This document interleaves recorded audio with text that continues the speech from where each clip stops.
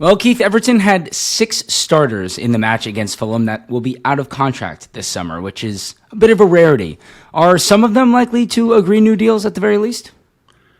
Yeah, I think there will be. I think there'll be probably about 50%. So probably about three of those will, I think, in the end, get some sort of contracts going forward. Something we discussed previously is the fact that the whole recruitment side at Everton is not yet fully in place. And so part of the problem when you're trying to look at players that are already under contract is you've got to do a full comparison with what's available in the marketplace to make sure to see if you can get anything better.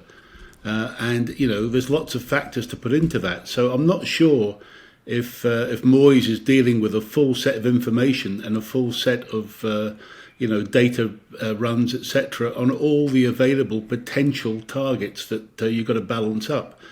So, while he knows those players and he's had time to work with them now and he's observed them in training, knows their personalities, and he's a big stickler on those sort of things, he will have made decisions about them, but he's then got to weigh that up against what else is in the marketplace.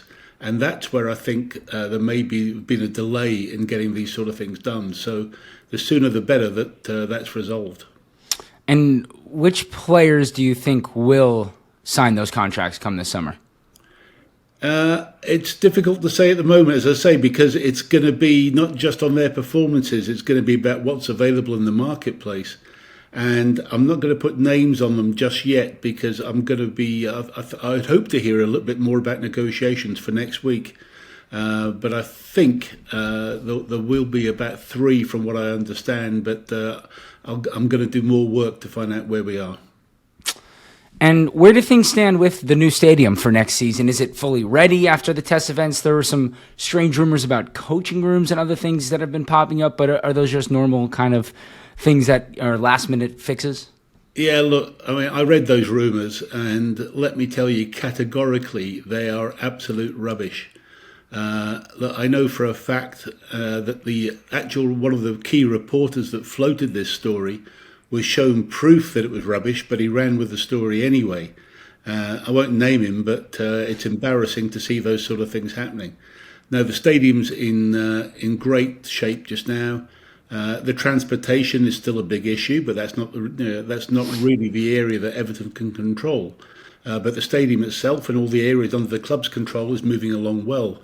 The whole area behind the stadium and the waterfront, which is where there's going to be memorial tiles, if you like, on the Everton Walk or Everton Way, is almost complete. I believe it's going to be June, July when that's finalised.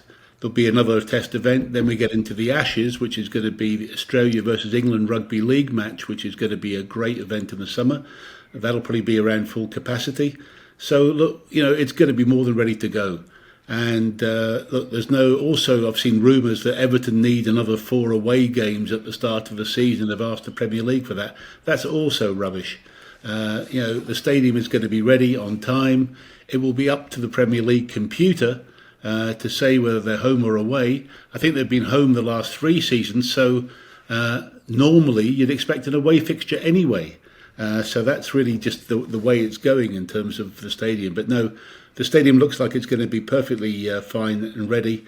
And all these rumours about, coaching rooms, etc., I think, where the confusion may have been is that, don't forget, we've had a few different managers while the stadium planning has been going on. And each of those managers probably wanted slightly different arrangements and possibly even different furniture. So it's probably just it's a detail like that has been changing. But to say that they sort of the story was basically alluding to the fact that they'd missed out a coach room, absolute rubbish. So anyway, won't be the first time I've seen fake news, as we say, in terms of the sports story. So there we go.